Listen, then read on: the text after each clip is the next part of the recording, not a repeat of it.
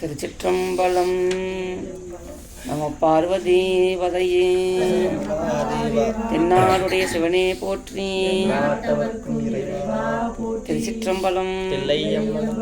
அடியார் அனைவருக்கும் அடியனின் ஆத்ம வணக்கங்களை மீண்டும் ஒரு முறை உரித்தாக்கிக் கொண்டு இப்பொழுது நம்ம 32வது குறட்பாவை சிந்திக்க இருக்கின்றோம்.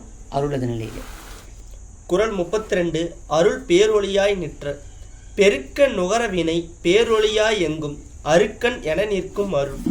பொருள்: உலக மக்கள் பல்வேறு தொழில்களில் ஈடுபட்டு வருவாய் ஈட்டவும் பின் நுகரவும் துணை புரிந்து நிற்கும் சூரியன் பேரொளியாய் எங்கும் பரவி நிற்றல் போல இறைவனது திருவருள் சக்தி உயிர்கள் நல்வினை தீய வினைகளை செய்து புண்ணிய பாவங்களை ஈட்டவும் அவற்றின் பயன்களாகிய இன்ப துன்பங்களை நுகரவும் துணை செய்து பேரறிவாய் எங்கும் நிறைந்து நிற்கும். அதாவது சூரிய ஒளியிலே தான் நம்ம அன்றாடம் நம்ம கடமைகள் எல்லாம் செய்கின்றோம். காலைல எழுந்துக்கிறோம். நீங்கள் பெண்கள் என்ன பண்ணுறீங்க? கோலம் போடுறீங்க. ஆண்கள் வேலைக்கு போகிறாங்க வராங்க. அவங்க அன்றாட வேலை, பெண்களும் வேலைக்கு போக வராங்க. அப்போ அன்றாட கடமைகளை செய்கிறோமா இல்லையா? காலை சூரியன் வந்து எழுந்துக்கிறோம், அந்தந்த கடமைகளை செய்கிறோம்.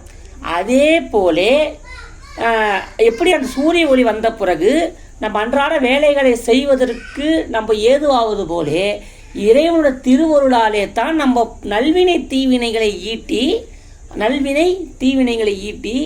நல்வினை மூலியமாக புண்ணியத்தையும் தீவினைகள் மூலமாக பாவத்தையும் நம்ம சம்பாதித்து அதற்கான இன்பத் துன்பங்களை நம்ம நுகர்கின்றோம். நல்வினை மூலமாக நம்மளுக்கு வருவது எது? இன்பம். தீவினை மூலமாக வருவது எது? துன்பம். அப்போ நல்வினை மூலமாக இன்பமும் தீவினை மூலமாக துன்பமும் நம்ம நுகர்வதற்கு எது அருள் செய்யுதுன்னா திருவருட் சக்தி. நீங்கள் உடனே கேட்பீங்க, சுவாமி ஏன் அப்போ இந்த வினை நம்மளை பண்ண வைக்கிறாரு அப்படின்னா, வினை அவர் பண்ண வைக்கல, நம்ம செய்த வினையை கழிப்பதற்கு சுவாமி நம்மளுக்கு துணை செய்கின்றோம். ஏன்னா உயிர் பாருங்கள், அது எதுவுமே செய்யாது. அது கூடவே இருந்து தான் இறைவன் செய்யணும். அந்த உயிருக்கு உயிராக இருந்து அந்த உயிர் எதை விரும்புகின்றதோ அதை தந்தும் எதனை வெறுக்கின்றதோ அதை நீக்கியும் விருப்ப வெறுப்பை உயிருக்கு உண்டு பண்ணுவதும் கண்மம் தான்.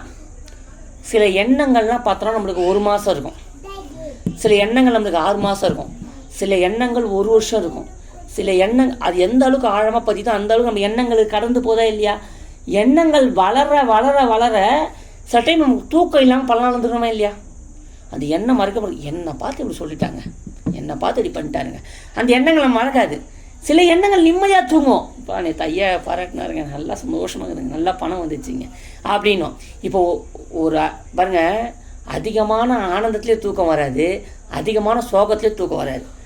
இப்போ ஒன்றில் இப்போ ஐயா நான் இருக்கிறேன், என்னோடய அக்கௌண்ட்டில் திடீர்னு ஏதோ ஒரு 5 லட்ச ரூபா வந்து ஊதிச்சுன்னு வச்சுங்க, ஐயோ கடவுளே நைட்டெல்லாம் தூக்கத்துக்காது காலைல எழுந்து இது எப்படி தூக்கமே போயிடும்.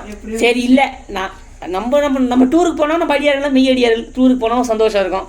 திடீர்னு நாளைக்கு நம்மளுக்கு பெரிய சொந்தக்காரங்க வர, நான் சின்ன வயசுல எனக்கு அப்படி தான், நாளைக்கு ஆயா தாத்தா வராங்க தூக்கமே வராது, ஆயா தாத்தா வர ஜாலியாக இருக்கலாம், ஒரு இன்பம் தானே அது. அப்போ அதிகமான இன்பம் திடீர்னு நம்ம ஊர்லேருந்து இங்கே வரோம்னா நைட் தூக்கம் வராது, அதிகமான இன்பத்தில் தூக்கம் வராது. அதே போல் அதிகமான கவலையும் தூக்கம் வராது. ரொம்ப கவலைப்படணும், தூக்கமே வராது. அதை பற்றினே சொன்னால் நீ என்ன பண்ண போகிறோமோ, பணத்துக்கு என்ன பண்ண போகிறோமோ, உன்னை என்ன அனுபவிக்க போகிறோமோ, அந்த எண்ணங்களும் தூக்கம் வரும். அப்போ இது இரண்டுமே பாருங்கள், இது எல்லாமே எண்ணங்கள் வயப்பட்டது தான். இதே அடியும் சொல்ல வந்தேன்னா, இது எண்ணங்கள் அனைத்துமே எதுனா வினை சார்ந்து தான் இருக்கின்றது. இப்போ அடியன் இருக்கிறேன், இன்னைக்கு இந்த மாதிரி சுவாமி என்னை இந்த கோலத்தில் இப்படி உட்கார வச்சு இப்படி சத்சங்கம் பண்ணிக்கிறேன்னா இது எதுவுமே எதுங்க என்னோட வினை. இது உண்மையா இல்லையா? இதுதான் உண்மை. வினை இல்லை, வினை இருந்தால் தான் எண்ணம் வரும், எண்ணம் வந்தால் தான் செயல் வரும். இப்போது நாளைக்கு வகுப்பு ஐயா எடுக்கப்பா, எண்ணம் வந்தோன்னே செயல் வருதா இல்லையா? இச்சை விருப்பம் செயல். ஃபஸ்ட்டு ஆசை வரும், இச்சை. இங்கேருந்து அங்கே போகணுன்ற விருப்பம் வரும், விருப்பம் வந்தவொடனே செயல் வந்து. இச்சைனா பற்றுது, விருப்பம்னா ஆசை வைக்கிறது, இங்கே தான் பண்ணணும் போகணும். உடனே என்ன வருது? செயல் வந்து. இப்போது ஒரு சில டைம் இச்சையிலே முடிஞ்சிடும். இப்போ ஒரு நம்ம எவ்வளோ பேரை பார்ப்போம், அப்படின்னு ஒரு ஆடை வந்துக்கிற வச்சுக்கோ, பெண்ணை பார்த்தா ஒரு இச்சை வரும், இந்த பொண்ணு அழகாக இருக்கிறாங்களே. அதே மாதிரி ஒரு பெண்களுக்கு ஆடவரை பார்த்தா ஒரு இச்சை வரும்போது அப்போ அதை பார்த்த இப்போ உணவு பொருளாக எல்லாமே அப்படி தான். இது ஏன் அடியன் இதான் உயர்ந்த இன்பம் நான் இதை சொல்கிறேன். இப்போ அதை பார்க்குற போது ஒரு இச்சை வருது, அதை அப்படியே விட்டுட்டு அந்த பொண்ணு போயிட்டு மற்ற கட்டத்துக்கு வந்துடுவோம். அதே இந்த பெண்ணு தான் வேணும்னு அங்கே நிற்கும் போது விருப்பத்துக்கு போயிடும், அடுத்த கட்டத்துக்கு போயிடும். விருப்பத்துக்கு போனோடனே குடும்பமே எதிர்த்தாலும் பரவாயில்ல, நான் இவரை தான் கட்டுவோம்னு செயல் வந்துடும். செயல் வந்ததா இல்லையா? அப்போ ஃபஸ்ட்டு இச்சை வரும், அதுக்கப்புறம் விருப்பம் வரும், அதுக்கப்புறம் செயல் வரும். அப்போ இதான் அந்த செயல் நடப்பதற்கான. அப்போ எண்ணங்கள் அதுக்கு முக்கியமானது. எண்ணங்கள் தான் வலிமையானது. எண்ணம் எதை விற்குதோ அதை கொடுக்கும். ஆனால் இது ஒரு கட்டத்துக்கு போய் சைவ சித்தாந்தம் என்ன சொல்றதுன்னு சொன்னால், அந்த எண்ணங்களை கொடுப்பதும் கண்மமாகிய வினை. எப்படி ஏன் சொல்றீங்கன்னா, அதுதான் உண்மை சைவ சித்தாந்தத்தில். வினைக்கு ஏற்ற மாதிரி தான் எண்ணங்கள் வரும்.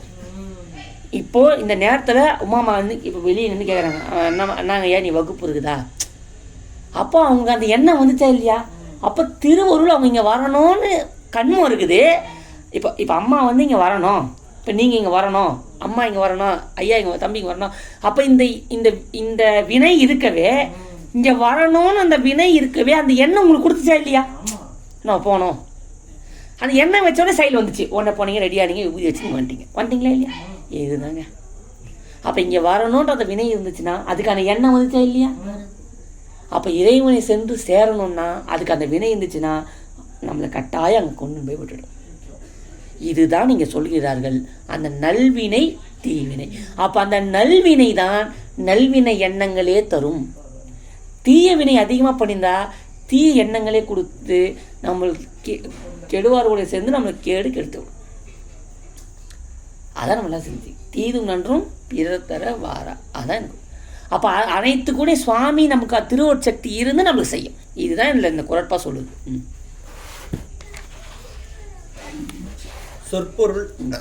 சொற்பொருள் அருக்கன் என உலகர் பல தொழில்களில் ஈடுபட்டு பொருள் ஈட்டுதற்கும் அதனை நுகர்வதற்கும் துணை புரியும் வகையில் சூரியன் பேரொளியாய் எங்கும் பரவி நிற்றல் போல அருள் இறைவனது திருவருள் வினை பெருக்க உயிர்கள் நல்வினை தீய வினைகளை புரிந்து புண்ணிய பாவங்களை ஈட்டுவதற்கும் நுகர அவற்றின் பயன்களாகிய இன்ப துன்பங்களை நுகர்வதற்கும் துணை செய்து பேரொளியாய் எங்கும் நிற்கும் பேரறிவாய் எங்கும் நிறைந்து நிற்கும். விளக்கம் அதான் பார்த்தோம் சொன்னா, அவனோட அருள் தான் வந்து பார்த்தீங்கன்னா இறைவனோட திருவருள். வினை பெருக்கன்னு ஏன் சொல்றாருன்னா, வினையை நம்ம பெருக்கினால்தான் இந்த உலக வாழ்க்கையில் ஒரு வெறுப்பு வருங்க. வெறுப்பு வரும். செயல் இல்லைன்னா வெறுப்பு இல்லை. இதை செயலை செய்ய செய்ய செய்ய ஒரு வெறுப்பு வந்துடும். எந்த விஷயமா தான் வெறுப்பு வரும். நல்லா செய்யறதுல தினைத்தனை உள்ளது ஓர் பூவினில் தேனுண்ணாதே நினை தோறும் காந்தோறும் பேசுந்தோறும் எப்போதும் மனை தெலும்பு உள் நக ஆனந்த தேன் சொரியும் குனிப்புடையானுக்கே சென்றுதாய் கோத்தும்பி. சிந்திச்சு பார்த்துங்க. தினைத்தனை உள்ளது ஓர் பூவினில் தேன் உண்ணாதே. தினை அளவு இருக்கக்கூடிய பூவில் எதுக்குப்பா போய் தேனை குடிக்கிற? நினைத்தோறும் காந்தோறும் பேசுந்தோறும் எப்போதும் அனைத்து எலும்புகளிலும் உள்நக ஆனந்த தேன் சொரியும் குனிப்புடையானுக்கே சென்றுதாய் கோத்தும்பி. அப்போ நல்லா சிந்திச்சு பார்த்தா புரியும். நம்ம இந்த உலக வாழ்க்கையில் அனுபவிக்கக்கூடிய இன்பம் எல்லாம் தினை அளவு. அந்த இன்பத்தை நம்ம ஏன் சுவாமி நுகர வர்றாருன்னா, இதை அனுபவித்து இந்த பொருள் மீது கண்டிப்பாக வெறுப்பு வரும். வெறுப்பு வந்து அப்போ தான் நம்ம என்னது இறைவனை பற்ற முடியும். வெறுப்பு வருவதற்காக தான் இது, விருப்பு வருவதற்காக அல்ல. இதை விரும்போ மேலும் சில பேர்லாம் பாருங்க, நம்ம இந்த வாழ்க்கையை விரும்புகின்றார்கள். இந்த வாழ்க்கையை விரும்புகின்றார்கள். இது உண்மை. நம்ம மீண்டும் சில பேர்லாம் பாருங்க, நான் மீண்டும் பிறக்கணும்னு ரொம்ப ஆசைப்படுவாங்க இந்த உலக வாழ்க்கையை. ஆனால் யாருங்க இந்த உலக வாழ்க்கையில் ஒருத்தர் நம்ம மீண்டும் பிறக்கணும்னு நினைக்கிறாருன்னா அவரோட தன்மை எங்கே இருக்குதுன்னா கட்டுன்னு இருக்குது. கட்டு நீங்கியவர்களுக்கு தான் உலக வாழ்க்கையில் உவர்ப்பு வரும்.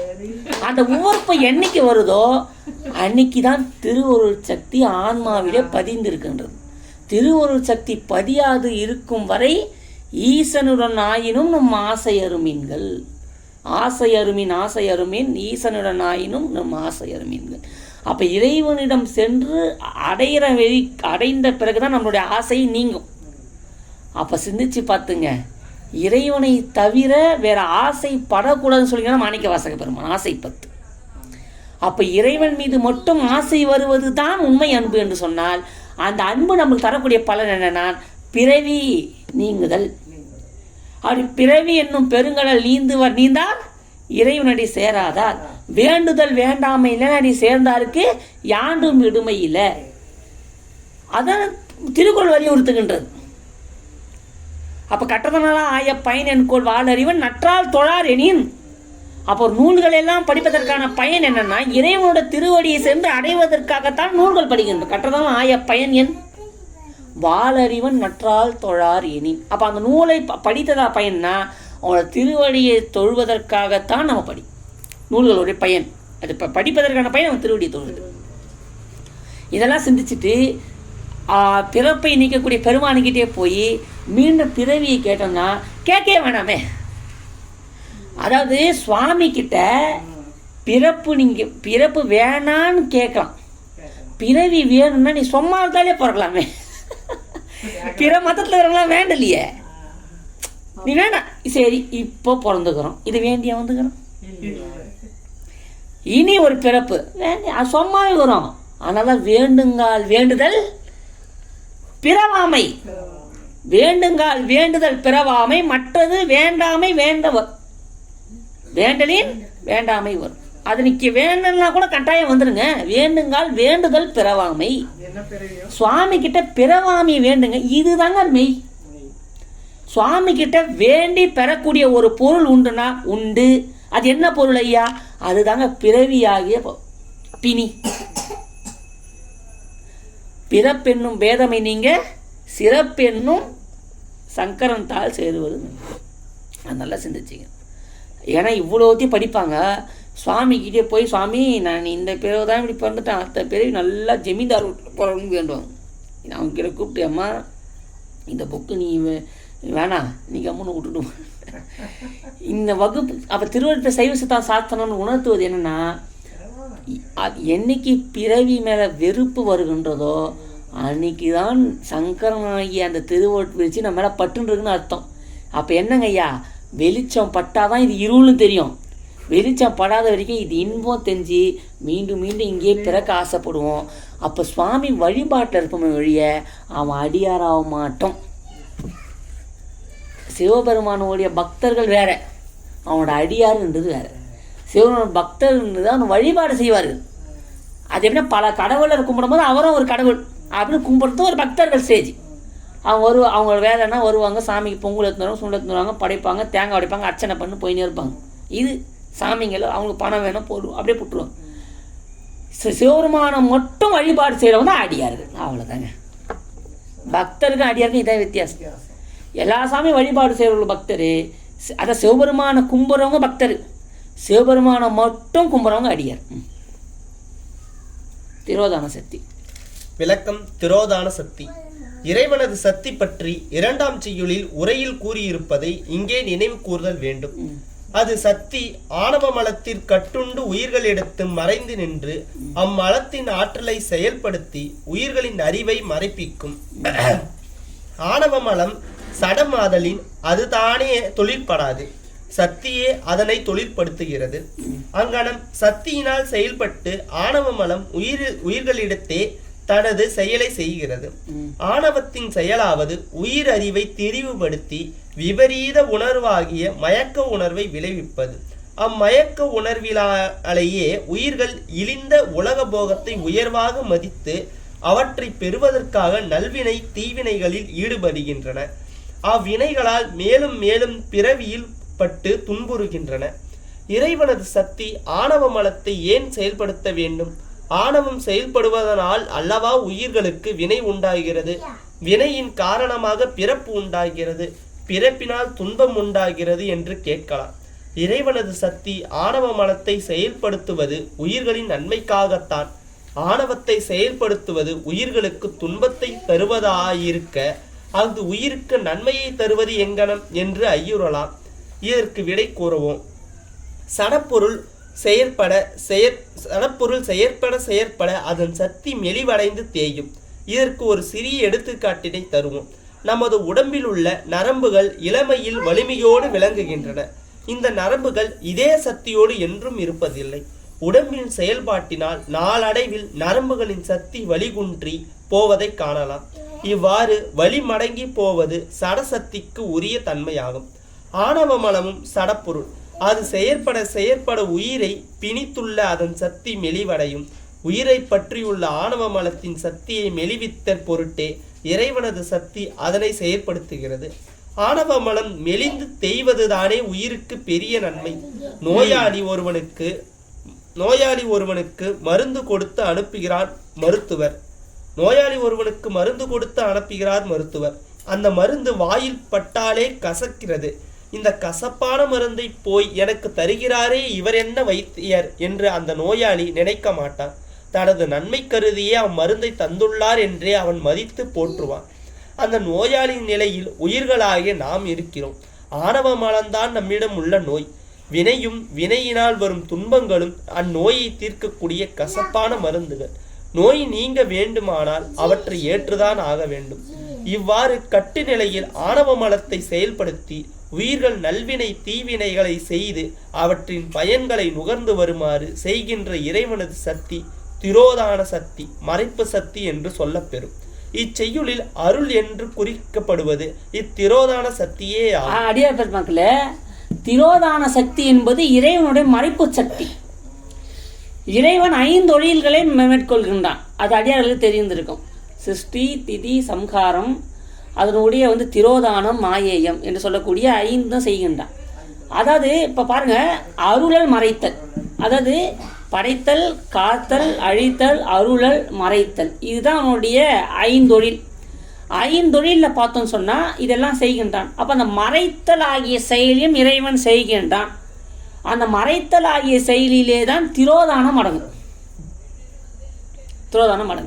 இப்போ இதில் நம்ம இன்னொன்று பார்த்தோம்னு சொன்னால், இது எப்படின்னாயா, அவனுடைய திருவருள் சக்தியே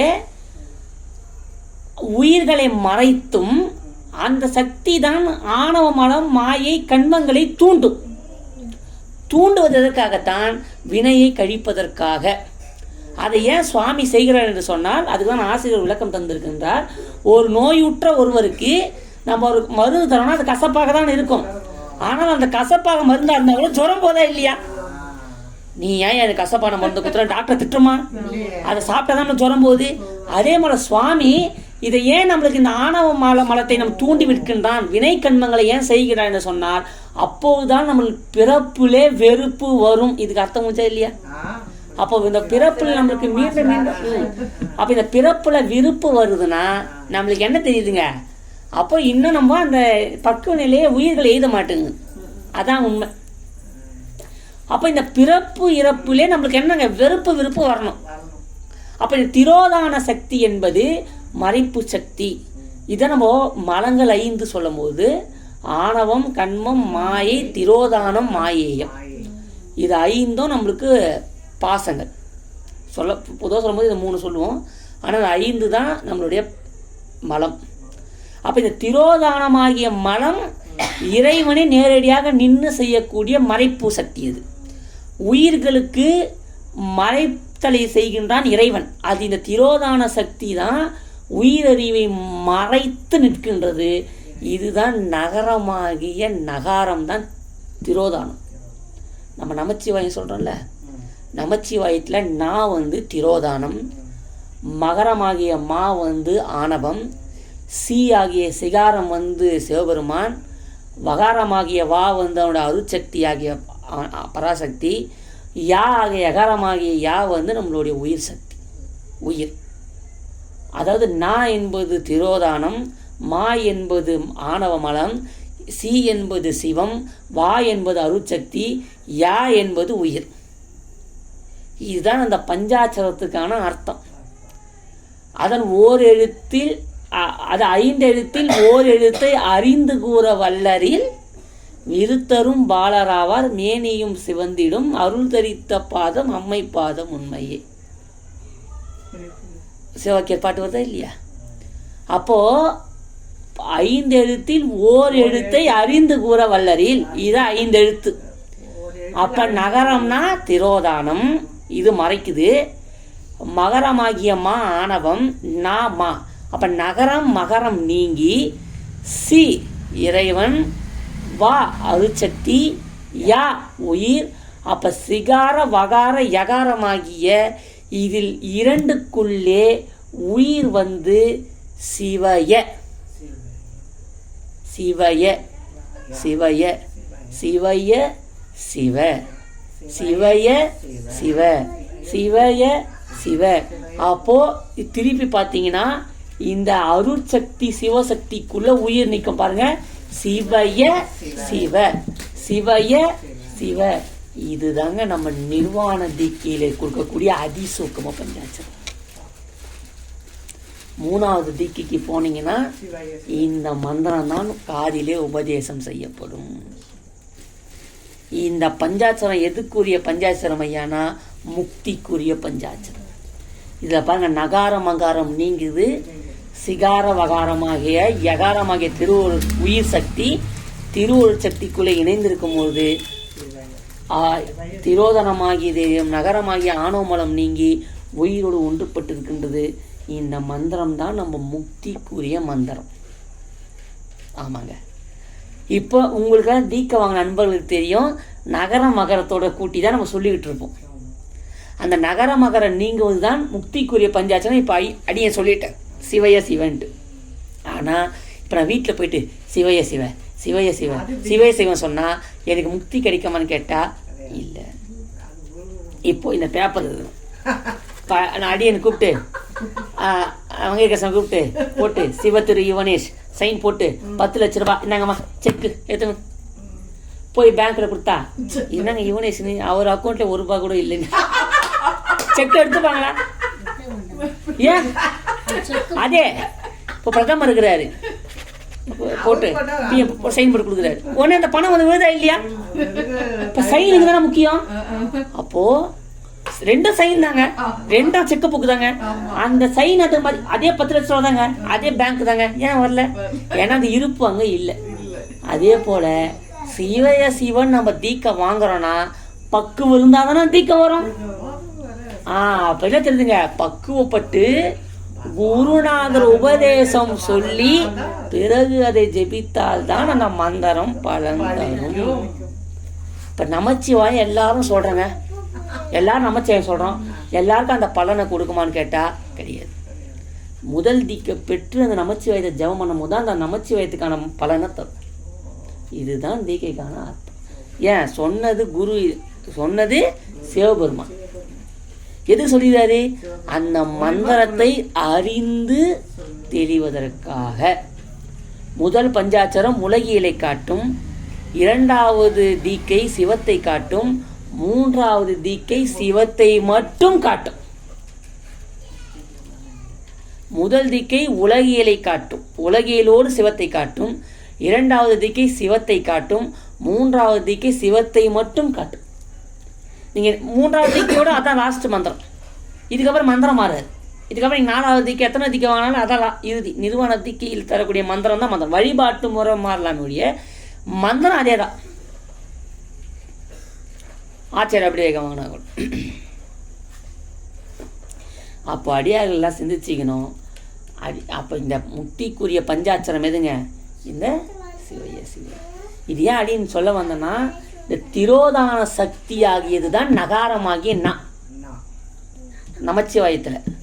அப்போ அந்த நகாரம் எதை செய்யுதுன்னா இறைவனை மறைக்குதா இல்லையா? நமச்சிவாயம் சொல்லும் போது பாருங்க, நாமா முன்னாடி வரும், சிவாய இந்த பின்னாடி வரும், நாம சிவாய. அப்ப நான் வந்து பாருங்க ஃபர்ஸ்டே மறைப்பு வருதா இல்லையா? அப்ப இறைவனை ஃபர்ஸ்ட் காட்டாது, உலகியலே முதல்ல காட்டும். ஃபர்ஸ்ட் உலகியல், அம்மா அப்பா குடும்பம் இதெல்லாம் காட்டு, லாஸ்ட்டாக தான் கடவுளை காட்டும். ஃபர்ஸ்ட் குடும்பத்தை செய்வோங்க, அப்புறம் சாமிக்கு ஒரு 100 ரூபா போடும்.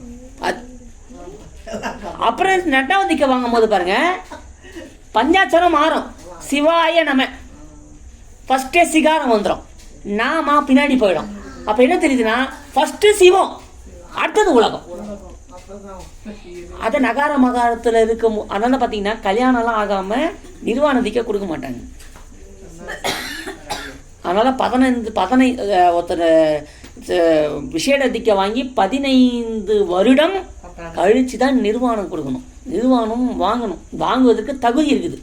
அப்பயும் கொடுப்பாங்களான்னு கேட்டால் உயிர் பக்குவம் இருந்தாலும். அப்போ அந்த ஏன் அப்போ கொடுக்குறாங்க, அதுக்குள்ளே திருமணமாகி, அப்போ திருமணமாகி அப்போ அதை வாங்கிட்டு போயிட்டு வரக்கிட்ட இல்லை, திருமணமாகி கொஞ்சம் இல்லறத்தில் ஈடுபாடு செய்து விட்டு நிர்வாணம் வாங்கும் பொழுது அதிகப்படியான அந்த மந்திரம் நம்மளை இறைவனுக்குட்டே சேர்க்கும். அந்த நிர்வாண தீக்கையும் ரெண்டாக பிரிப்பாங்க. சத்தியோ நிர்வாண தீக்கை, அசத்தியோ நிர்வாண தீக்கை. பக்குவப்பட்ட உயர்ந்த பக்குவத்தில் இருக்கக்கூடிய ஆன்மாக்களுக்கு சத்தியோ நிர்வாண தீக்கை கொடுத்து அந்த கணத்தில் உயிரை முக்தி அடை செய்வது.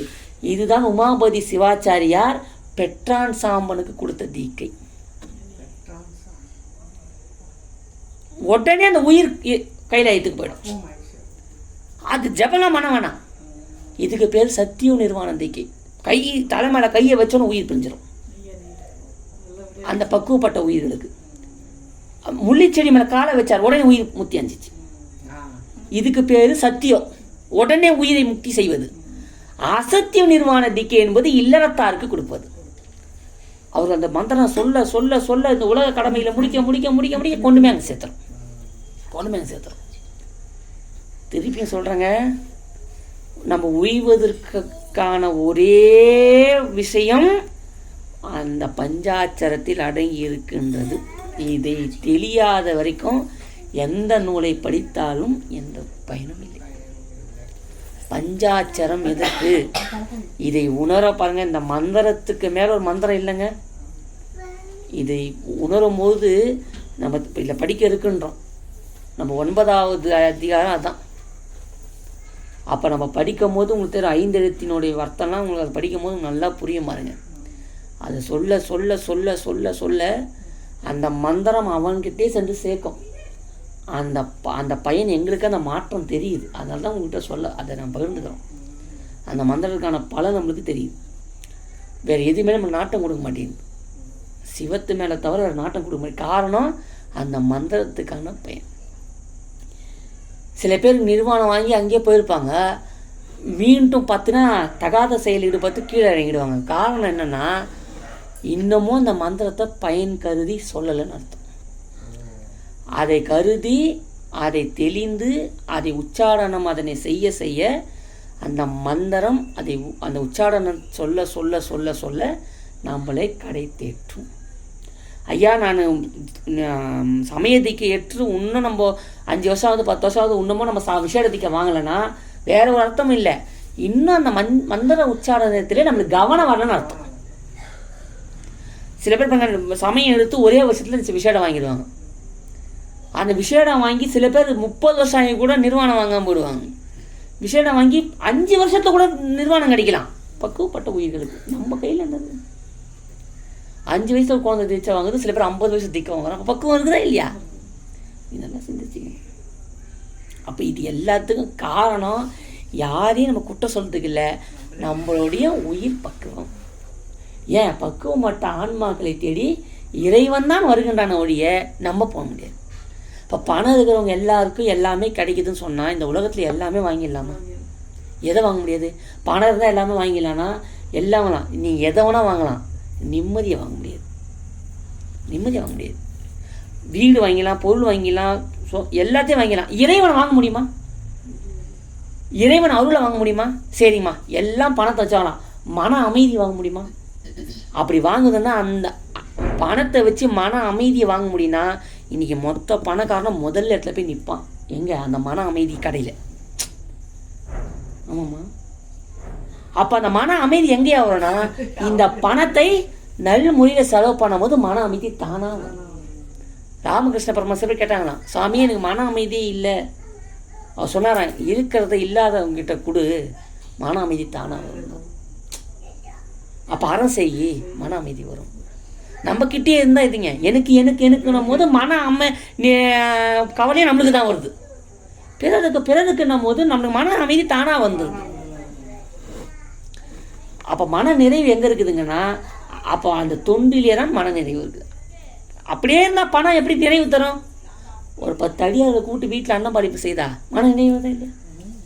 ஒரு குரு பூஜை இல்லை, ஒரு கோயிலில் அன்னதானம், இந்தாங்க ஐயா என்னால் முடிஞ்சது ஒரு மூட்டை அரிசி வாங்கிட்டு, ஒரு மன நிறைவு தான் இல்லையா? ஒரு 10 அடியாக சாப்பிடும் போது மன சந்தோஷம். சுவாமிக்கு ஒரு மாலை வாங்கி கொடுத்து அதை ரசிக்கலாம், மன நிறைவு. சுவாமிக்கு ஒரு வேஷ்டி வாங்கி கொடுத்து மன சந்தோஷப்பட்டுக்கலாம். யாரும் சொல்ல வேணாம், நம்ம மனசுக்குள்ளே சந்தோஷப்பட்டுக்கலாம். அது சந்தோஷம் நமக்கு தானாக தரும். அது இறைவன் அழகாக்குது. அப்போ அந்த மன நிறைவு, அந்த பணம் செலவு வந்துச்சா இல்லையா? ஒரு அன்னாபிஷேகமா ஒரு 500 வச்சு, ஒரு கோயில் திருப்பணியா ஒரு 1000, ஒரு அநாத ஆசிரமத்தில் வராங்களா ஒரு 500, நம்மளால முடிஞ்சு 150. இல்லைன்னு வரவங்கிட்ட இல்லைன்றது பெரிய அடியார்கள் முடிந்த அளவுக்கு அறம் செய்யும். சில பேர் காலம் ஃபுல்லாக பேசுவான், அறம் செய்யணும். அறம்தான் அறம்தான் நம்ம இறைவனை சென்றடைவதற்கான பேரும். அதை படமாடும் கோயில் பகவருக்கு ஒன்றையில், நடமாடும் கோயில் நம்பருக்கு அங்காக, நடமாடும் கோயில் நம்பருக்கு ஒன்றையில், படமாடும் கோயில் பகவருக்கு அதாமி. நம்ம இறைவனுக்கு தொண்டு செய்தால் அது மக்களுக்கு வராது, ஆனால் மக்களுக்கு தொண்டு செய்தால் இறைவனுக்கும் சென்று சேரும். அதை நடமாடும் கோயில் நம்பருக்கு ஒன்றையில், படமாடும் கோயில் பகவருக்கு அதாமி. அதனால செஞ்சிங்க. மக்களுக்கு செய்தால் மகேசனுக்கு செய்தார். அதனால் நம்ம இவருக்கும் செய்யணும், இறைவனுக்கும் தொண்டு செய்யணும். அதனால் அடியார்களை சிந்தையில் வச்சுக்கணும். ஏன் இதை இப்போ கடகடன் இதை படிக்கிறதுனால ஒன்றுமே இல்லைம்மா. இந்த வகுப்பு வரும், இன்னும் விளக்கம், திரோதான சக்தி, இதெல்லாம் கடன் சொல்லிடலாம். திரோதானம்னா மறைப்பு சக்தி, அடுத்தது படிப்பா. ஆனால் அடியினோட ஆசை, இங்கே வருபவர்கள் ஒரு நாளைக்கு ஒன்றையாவது பெற்றுக்கொண்டு நீங்கள் பயன்பட்டீங்கன்னா அதில் எனக்கு சந்தோஷம். நான் அனுபவிக்கிற இன்பத்தை நீங்கள் எல்லா உயிரும் இன்பத்தை அனுபவிக்கணும். அதுதான் எனக்கு ஆசை. ஆமாம், அதனால் வரவங்க ஏதோ ஒன்று பெற்றுன்னு போகணும். இந்த நூல்லாம் படிப்பதுன்னு அந்த பயன் என்ன? இறைவனை வழிபாடு செய்யுது, வேற ஒன்றும் கிடையாது. ஐயா நான் இறைவனை வழிபாடு செய்கிறேன், அறம் செய்கிறேன்யா, இதெல்லாம் பண்ணுறையா, போச்சு. இந்த மனப்பாடமே பண்ண வேணாம், இந்த புக்கே படிக்க வேணாம், விட்டுருங்க. உண்மையாக சொல்கிறேன். அப்போ இந்த புத்தகங்கள்லாம் சொல்வது அதான்.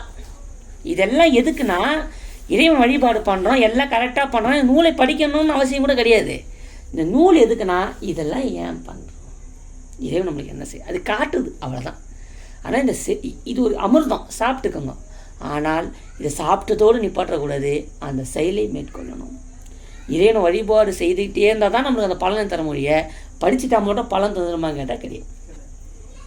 மொட்டாரா மலர் பறித்து பக்தியாய் நினைந்து பருவ தமக்கு பரகதி கொடுத்து அருள் செய்வான். பச்சிட்டம்பா சிவாயின மூட்டு நம்பான்னு போயிட்டா எங்கேருந்து? மொட்டாரா மலரை பறித்து வைக்கணுமா இல்லையா? பக்தியா நினைக்கணுமா இல்லையா? அதானே முக்கியம்.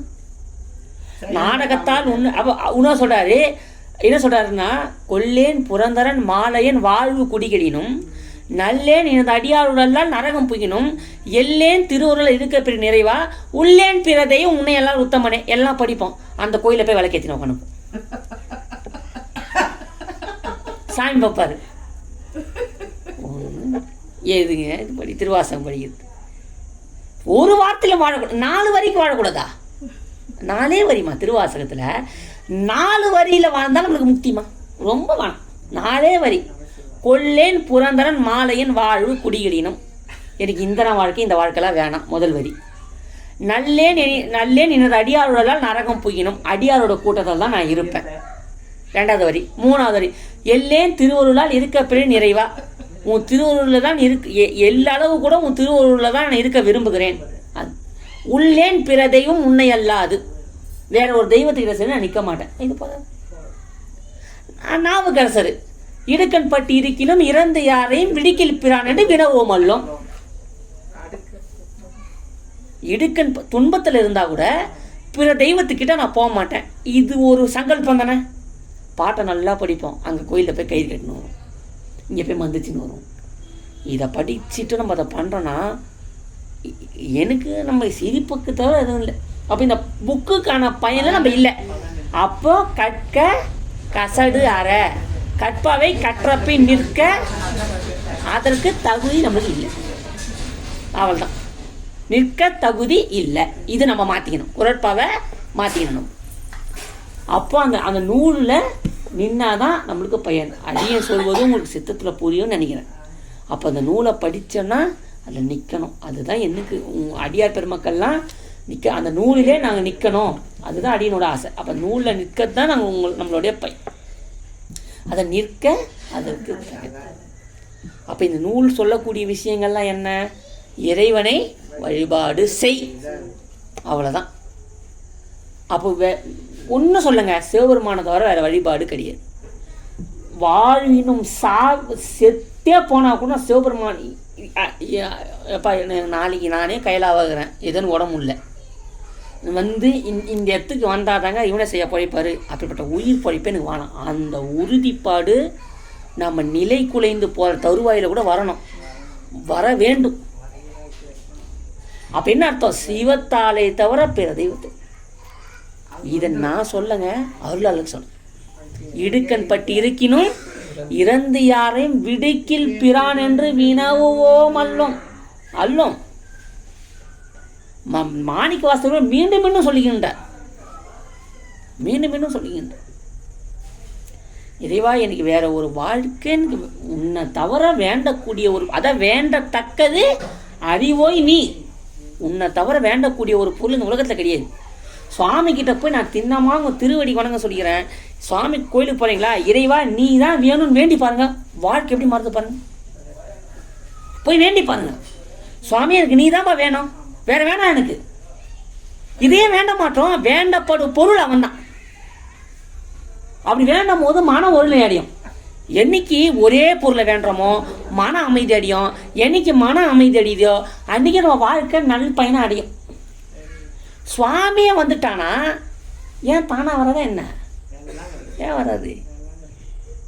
ஆமாங்க, ஜவுளி கடைக்காரன் மாமனாரை கட்சிட்டு அப்புறம் துணிக்கு எனக்கு பஞ்சம்.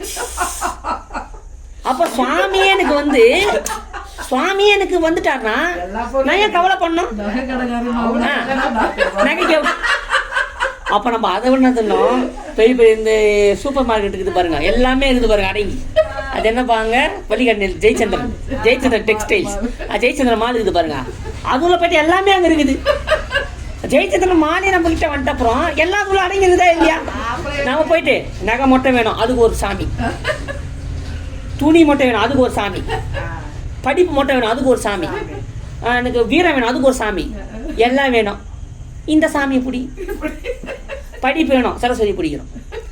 நகை வேணும், பெருமாள் பிடிக்கணும். ஐயா எனக்கு வந்து வீரம் வேணும், சக்தி பிடிக்கணும். ஐயா எனக்கு வந்து இன்னும் ஞானம் வேணும், விநாயகர் பெருமான். எனக்கு இன்னும் ஒரு தொழிலுக்கு போன பேர் ஒரு வெற்றி பெறணும், முருக பெருமான். ஐயா இது எனக்கு எல்லாம் வேணும், ஒரே வழிப்பா, ஒரே வழிதான் சாமி சங்கரனை பிடி. இவரை பிடிச்ச எல்லாமே வந்துடும். மாடு வந்தா கன்று தானா உள்ள வர போகுது. அப்ப பாருங்க, சுவாமி சிவபெருமான் நமக்குள்ள வந்துட்டாருன்னா இதெல்லாம் தானா வருமா இல்லையா? புரிஞ்சவங்க அதை கேட்க ஆரம்பிச்சிருவாங்க. இதை புரியாத வரைக்கும் நம்ம என்ன பண்ணுவோங்க, எதையோ வேண்டிய புரிஞ்ச மாத்திரத்துல இறைவனை தான் வேண்டும். இது தெரிஞ்சிச்சுன்னா வேண்டதே விட்டுடும், நேராக போவோம். அப்பா அவனை ஜாலியா அப்பா அப்படி குதிரை வந்து சாமி தானே வரும், அன்பு வர ஆரம்பிச்சிடும். அப்போ என்ன வரான், அப்பா இந்த ஒரு முத்தம் பிள்ளைங்க வந்து நேரு, அப்பா நீ தான் எனக்கு வேணும், வேற யாரும் வேணாம். அப்புறம் இது சுவாமி ஒரு அன்பு வருதா இல்லையா? இது நான் சொல்ல, இது நான் பெரிய அறிவிப்பரிய கருத்துக்களே அடியும் சொல்லி கொண்டு இருக்கின்றேன். இது விளங்கிடுச்சுன்னா இந்த நூலுக்கான பயன் கிடைச்சிச்சுமா, இப்போவே கிடைச்சிச்சு. இப்போ நான் சொன்ன, இப்போ இந்த அரை மணி நேரம் வீடியோவில் இந்த சொன்ன விஷயம் உங்களுக்கு புரிஞ்சு பயன்படுத்தினீங்கன்னா, உண்மையாக சொல்கிறேன், 14 சாஸ்திரம் பண்ணி முடிஞ்சிச்சுங்க, முடிஞ்சிச்சு. வேற எதுவும் சொல்லலை. 14 சாஸ்திரம் பண்ணி திரும்ப எதாவது சொல்லுது, இதை தான் சொல்லுது. திருப்பி பார்த்தீங்கன்னா அடியாரை வணங்கு, அடியார்களுக்கு தொண்டு செய், குருவை மறக்காத, தாய் தந்தரை வழிபாடு பண்ணு, சங்கரந்தாலே மறவாதே. இதுதாங்க இந்த 14 சாஸ்திரமும் பனி திருமலையும் இதுதான். இது ஐயா இது எல்லாத்தையும் நீங்கள் 14 சாஸ்திரமும் படிச்சுட்டு பனி திருமலையும் படிச்சுட்டு சொல்கிறீங்களான்னு கேட்டால் இல்லை, அனைத்து வாசகமும் ஒரு வாசகம் என்று நினை. ஒரு நூல் சொல்கிறதாங்க எல்லாமே சொல்லுது. திருவாசகம் என்ன சொல்லுது அதான் சாத்திரம் சொல்லுது, சாத்திரம் என்ன சொல்லுது அதான் தோத்திரம் சொல்லுது.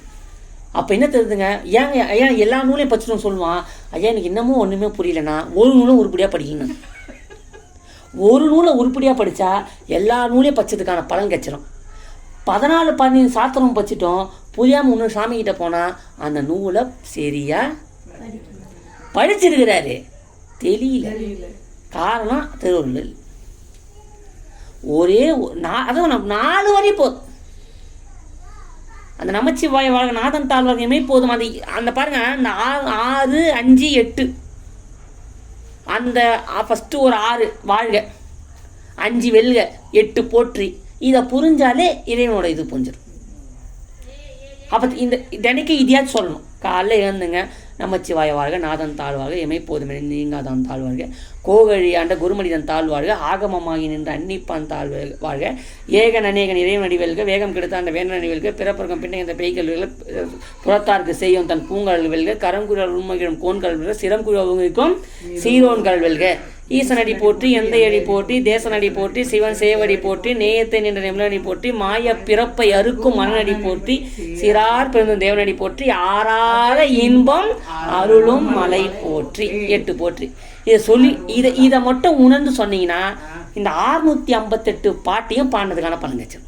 காலையிலே இருந்தீங்கன்னா ஷார்ட்டாக ஸ்வீட்டாக தந்தா கூட நம்ம என்ன பண்ண மாட்டோம், தொடர்ந்து பயன்படுத்த மாட்டோம். ஆனால் இது ஐயா எல்லாம் சொல்லிட்டீங்கயா, அப்புறம் நமக்கு இது ஓகே ஐயாண்ணா, சரி, ஆனால் தொடர்ந்து சொல்லணுமே. நினைக்க விளக்கு எதிரி இந்த 6, 5, 8 இதையாச்சும் கவனமாக சொல்லணும். நமச்சிவாய நாதன் தாழ்வு, நம்ம கேஸ் தீயுது, இமை போதும் நீங்கள் அதான் தாழ்வு, அங்கே பாரு சிலிண்டர் வந்துடுறாருங்க பாரு. அப்போனா இதுனா அதுவும் நம்மளுக்கு பயன் தராமல் போயிடும்.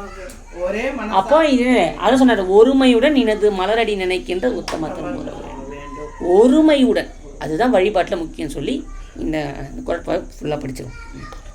சக்தியும் சூரிய ஒளியும்.